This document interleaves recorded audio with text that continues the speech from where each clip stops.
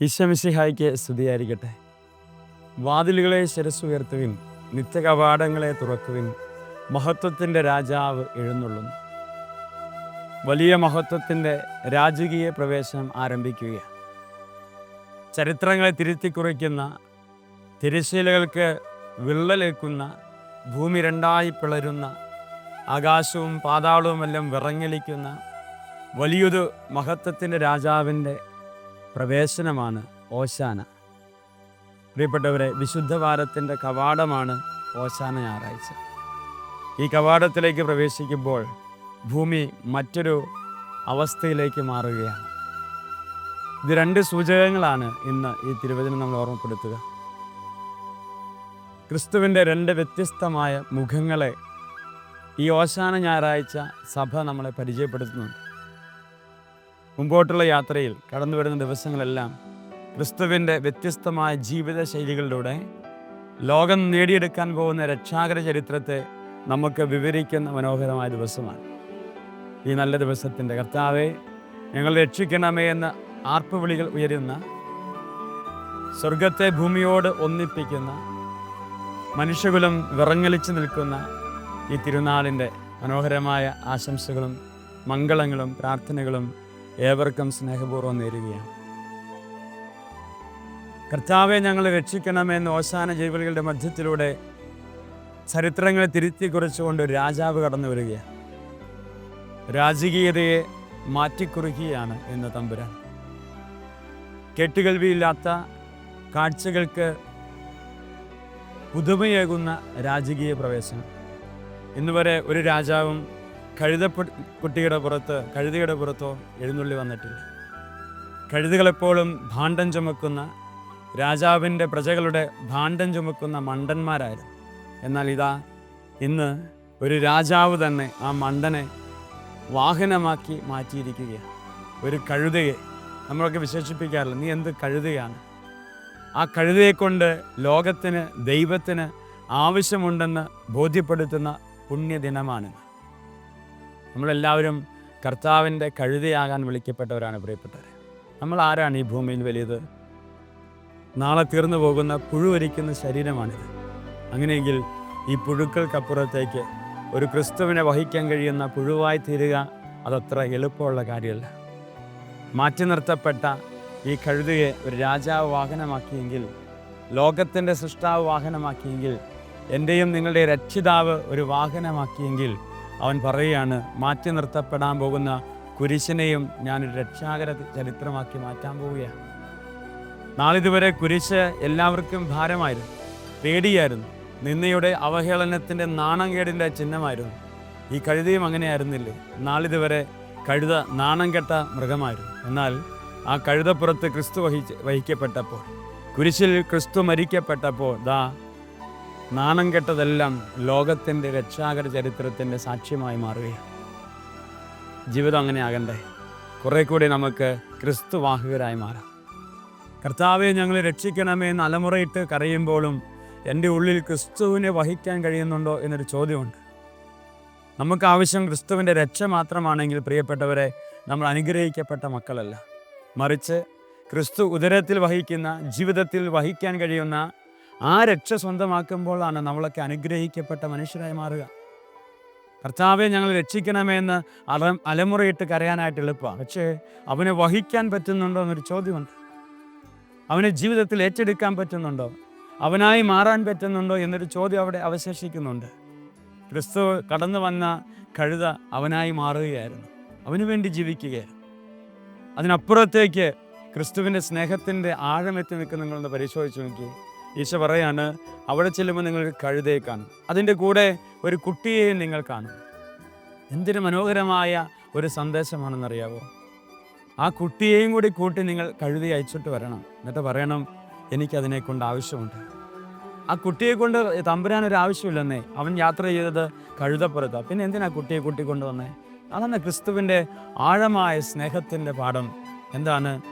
ഞാൻ യാത്ര ചെയ്യുമ്പോൾ, ഞാൻ സുഖിക്കുമ്പോൾ, എന്നെല്ലാവരും കൈയടിച്ച് എതിരേൽക്കുമ്പോൾ, എനിക്ക് പാത വിരിക്കപ്പെടുമ്പോൾ, ഈ കഴുതക്കുട്ടി, ഈ കഴുത ഇന്ന് വരെ നിന്ദിക്കപ്പെട്ട, പരിഹസിക്കപ്പെട്ട കഴുതയ്ക്ക് പാത ഒരുക്കപ്പെടുമ്പോൾ ആ അമ്മയോർത്ത് ചങ്ക പൊട്ടുന്നൊരു കുഞ്ഞ് അവിടെ അവശേഷിക്കാൻ പാടില്ല. എന്തൊരാഴമായ സ്നേഹമാണ് പ്രിയപ്പെട്ടവരെ. എനിക്ക് വേണ്ടി എന്തെങ്കിലുമൊക്കെ മാറ്റിവെക്കപ്പെടുമ്പോൾ എന്നെ ഓർത്ത് സങ്കടപ്പെടുന്ന ഒരാളും അതിന് ചുറ്റുവട്ടത്തുണ്ടാകാൻ പാടില്ല. ഇതാണ് ക്രിസ്തു പിന്നീട് ഉണ്ടാകുന്ന ചരിത്രം മുഴുവൻ അതാണ്. ഈ വലിയ ആഴ്ചയിലെ ചരിത്രം മുഴുവൻ അതാണ്. എന്താണ്? പിതാവായ ദൈവം മനുഷ്യകുലത്തോട് നോക്കുമ്പോൾ എന്തൊരു സഹനമാണ്. ഒരു പാപപരിഹാര ബലിക്ക് വേണ്ടി ഒരു കുഞ്ഞാടിനെ കൊണ്ടുവന്ന്, ഊനമറ്റ കുഞ്ഞാടിനെ കൊണ്ടുവന്ന് കൊല്ലേണ്ട ഗതികെട്ട മക്കൾക്ക് വേണ്ടി പിതാവായ ദൈവം തൻ്റെ മകനെ കൊടുത്ത് കൊലയ്ക്ക് വേണ്ടി ഒരുക്കപ്പെടുകയാണ്. എല്ലാ സൂചനകളാണ്. എനിക്ക് വേണ്ടി സങ്കടപ്പെടുന്ന ഒരു കഴുതക്കുട്ടി അവിടെ ഉണ്ടാകാൻ പാടില്ല. ദൈവത്തെ ഓർത്ത് സങ്കടപ്പെടുന്ന ഒരു മനുഷ്യകുലം ഈ ഭൂമിയിൽ ഉണ്ടാകാൻ പാടില്ല. ദൈവമേ, നീ എന്ത് ഭാരമാണ് ഞങ്ങൾക്ക് നൽകുന്നത്? നിനക്ക് വേണ്ടിയിട്ട് ഞങ്ങളൊരു കുഞ്ഞാടിനെ കണ്ടുപിടിക്കണം. ഊനമറ്റ കുഞ്ഞാടിനെ കൊണ്ടുപോയി ബലിയർപ്പിച്ച് പാപപരിഹാര ബലി നടത്തിക്കൊണ്ടിരുന്ന കാലഘട്ടത്തെ ഓർത്ത് പിതാവായ ദൈവം സങ്കടപ്പെടുക. എൻ്റെ മനുഷ്യ മക്കൾ എത്രയോ സങ്കടപ്പെടുന്നത്. അതിനു വേണ്ടിയിട്ട് പിതാവായ ദൈവം തൻ്റെ മകനെ അയച്ച് കൊലയ്ക്ക് വിട്ടുകൊടുക്കുക. പ്രിയപ്പെട്ടവരെ, നോക്കിയേ, ആ കഴുതക്കുട്ടിയെ സങ്കടപ്പെടാനായിട്ട് തമ്പുരാൻ വിട്ടുകൊടുക്കുന്നു. നമ്മളെ ആരെയും സങ്കടപ്പെടാനായിട്ട് ഈശോ അനുവദിക്കില്ലെന്നേ. നമ്മൾ വിചാരിക്കും ഒത്തിരി സങ്കടങ്ങളിലൂടെയാണ് നമ്മൾ കടന്നു പോകുന്നത്. പക്ഷേ തമ്പുരാന് നമ്മളെക്കുറിച്ച് പദ്ധതിയുണ്ട്. അതൊന്ന് കാത്തിരുന്നാൽ മതി. നമ്മുടെ ജീവിതങ്ങളും പാതയൊരുക്കുന്ന പുണ്യ ജീവിതങ്ങളായി മാറപ്പെടുകയാണ്. അപ്പോൾ രണ്ടാമതായിട്ട്, മനോഹരമായി സന്തോഷിക്കുന്ന ആനന്ദിക്കുന്ന ക്രിസ്തു പെട്ടെന്ന് തൻ്റെ മുഖഭാവങ്ങൾ മാറ്റി എഴുതുകയാണ്. എവിടെയാണ്? ഒന്നേ ഉള്ളൂ, ജീവിതത്തെ കച്ചവടത്തിന് വേണ്ടി ഉപയോഗിച്ചു. പൗലോസ്ലീ പറയുന്നുണ്ട്, നിന്റെ ശരീരം ദൈവാലയമാണ്, ദൈവം വസിക്കുന്ന ആലയമാണ്.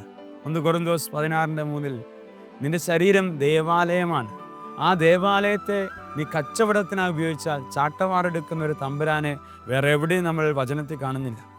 കുരിശിൽ കയറ്റുമ്പോഴും കൊന്നുകളയുമ്പോഴും കാർക്കിച്ചു തുപ്പുമ്പോഴും നിന്ദിക്കുമ്പോഴും പരിഹസിക്കുമ്പോഴും ഉടുതുണി വലിച്ചൂരിക്കളയുമ്പോഴൊന്നും തമ്പുരാൻ ചാട്ടവാറെടുത്തില്ല. എപ്പോഴാണ്? സ്വന്തം ശരീരത്തെ കച്ചവടത്തിന് ഉപയോഗിക്കുക. ദേവാലയത്തെ അവർ കച്ചവടത്തിന് വേണ്ടി ഉപയോഗിച്ചപ്പോൾ യേശു ചാട്ടവാറെടുത്തു എന്ന് പറയാം. ദേവാലയം അത് നമ്മുടെ ശരീരമാണ്. എന്തിനാ കച്ചവടം? കച്ചവടത്തിന് ഒന്നേ ഉള്ളൂ, അത് ലാഭമാണ് അതിൻ്റെ ലക്ഷ്യം. അങ്ങനെ ലാഭമാണ് അതിൻ്റെ ലക്ഷ്യമെങ്കിൽ പ്രിയപ്പെട്ടവരെ, ഈ ജീവിതമാകുന്ന ശരീരമാകുന്ന ആലയം എപ്പോഴെങ്കിലും ലാഭത്തിന് വേണ്ടി ജീവിക്കുന്നുണ്ടെങ്കിൽ ഈശോ പറയാണ്, ഞാൻ നിൻ്റെ മുമ്പിൽ ചാട്ടവാറായിട്ട് വരും. കാരണം അവൻ ശരീരം നമുക്കായി വിഭജിച്ച് നൽകിയത് ലാഭത്തിന് വേണ്ടിയിട്ടല്ലല്ലോ. മനുഷ്യമക്കളോടല്ല അടങ്ങാത്ത സ്നേഹത്തെ പ്രതി ഒരു ശരീരത്തെ വിഭജിച്ച് നൽകുവാൻ ഒരു ദൈവം തമ്പുരാന് കഴിഞ്ഞുവെങ്കിൽ പ്രിയപ്പെട്ടവരെ, കൂടെയുള്ളവർക്ക് വേണ്ടി ജീവിച്ചു തീർക്കേണ്ട മനുഷ്യരാണ് നമ്മൾ. സ്വാർത്ഥതയ്ക്കും ഇഷ്ടങ്ങൾക്കും മോഹങ്ങൾക്കും തട്ടിപ്പറിക്കാനും കൊല ചെയ്യാനും ജീവിതം ഇങ്ങനെ നശിപ്പിക്കുമ്പോൾ ലാഭത്തിന് വേണ്ടി ആരൊക്കെ ജീവിക്കുന്നുവോ അവരെല്ലാം തമ്പുരാൻ ചാട്ടവാറ് കൊണ്ട് പുറത്താക്കുന്ന പറഞ്ഞേ. ഓക്കെ, അതുകൊണ്ട് ഈ ഓശാന ഞായറാഴ്ച നമ്മുടെ ഈ പ്രാർത്ഥന ഏറ്റവും അർത്ഥവത്തായ പ്രാർത്ഥനയാണ്. ഈ കാലഘട്ടത്തിൽ നമ്മൾ ചങ്കുരുകി പ്രാർത്ഥിക്കേണ്ട ഒരു പ്രാർത്ഥന തന്നെയാണ്, കർത്താവേ ഞങ്ങളെ രക്ഷിക്കണം. എന്നാൽ ആ പ്രാർത്ഥിക്കുമ്പോൾ നമ്മുടെ ഉള്ളിലുണ്ടാകേണ്ട ഒരു മനോഭാവം, ദൈവമേ നീയായി മാറാൻ എന്നെ രക്ഷിക്കണം, നിനക്ക് വേണ്ടി ജീവിക്കാൻ എന്നെ രക്ഷിക്കണം, ഈ തലമുറയുടെ പാപപരിഹാര ബലി അർപ്പിക്കാൻ എന്നെ രക്ഷിക്കണം, ഈ കാലഘട്ടത്തിൻ്റെ അധാർമികതയോട് നോ പറയാനുള്ള ചങ്കൂറ്റത്തിന് വേണ്ടി എന്നെ രക്ഷിക്കണം. ജീവിതം നാളെ എന്താകുമെന്ന് എനിക്ക് അറിഞ്ഞുകൂടാ. അത് വലിയൊരു ദുരന്തത്തിലൂടെ കടന്നു പോകുന്ന ഈ കാലഘട്ടത്തിൽ പ്രിയപ്പെട്ടവരെ, ചങ്കുപൊട്ടുമാറി നമുക്കും പ്രാർത്ഥിക്കാം, കർത്താവെ ഓശാന ഞങ്ങളെ രക്ഷിക്കണമേ എന്ന്. ക്രിസ്തുവിൻ്റെ 2 മുഖഭാവങ്ങൾ, ഒന്ന് ആനന്ദത്തിൻ്റെ, സന്തോഷത്തിൻ്റെ, എളിമയുടെ, സ്നേഹത്തിൻ്റെ. 2 കച്ചവടത്തിന് വേണ്ടി ജീവിതം സമർപ്പിക്കുന്നവരുടെ മുമ്പിൽ ചാട്ടവാറെടുക്കുന്ന തമ്പുരാൻ്റെ. ഇതാണ് മുമ്പോട്ടുള്ള യാത്രയിൽ നമ്മൾ കണ്ടുമുട്ടുക. പാപപരിഹാരത്തിന് വേണ്ടി ജീവിതം സമർപ്പിക്കുന്ന തമ്പുരാൻ. ഇതൊരു വാതിലാണ്. ഈ വാതിലിലൂടെ പ്രവേശിക്കുകയാണ് കർത്താവ്, ചരിത്രങ്ങളെ തിരുത്തിക്കുറിച്ചുകൊണ്ട്. നമ്മുടെ ജീവിതങ്ങളും ചരിത്രങ്ങളെ തിരുത്തിക്കുറിക്കുന്നതാകട്ടെ. നമ്മുടെ കുടുംബങ്ങളിൽ സന്തോഷത്തിൻ്റെ, സമാധാനത്തിൻ്റെ, അനുഗ്രഹത്തിൻ്റെ ചരിത്രങ്ങൾ എഴുതുന്നതാകട്ടെ. രക്ഷാകര ജീവിതമാകട്ടെ നമ്മുടെ ജീവിതങ്ങളും. ഓശാന വിളികളാകട്ടെ നമ്മുടെ ജീവിതങ്ങളും. അപ്പോൾ സ്വർഗം നമ്മളെ ഓർത്തും ആനന്ദിക്കും. എല്ലാവർക്കും ഒരിക്കൽ കൂടി ഈ തിരുനാളിൻ്റെ മംഗളങ്ങൾ സ്നേഹപൂർവ്വം ആശംസിക്കുന്നു. ദൈവം അനുഗ്രഹിക്കട്ടെ. ആമേൻ.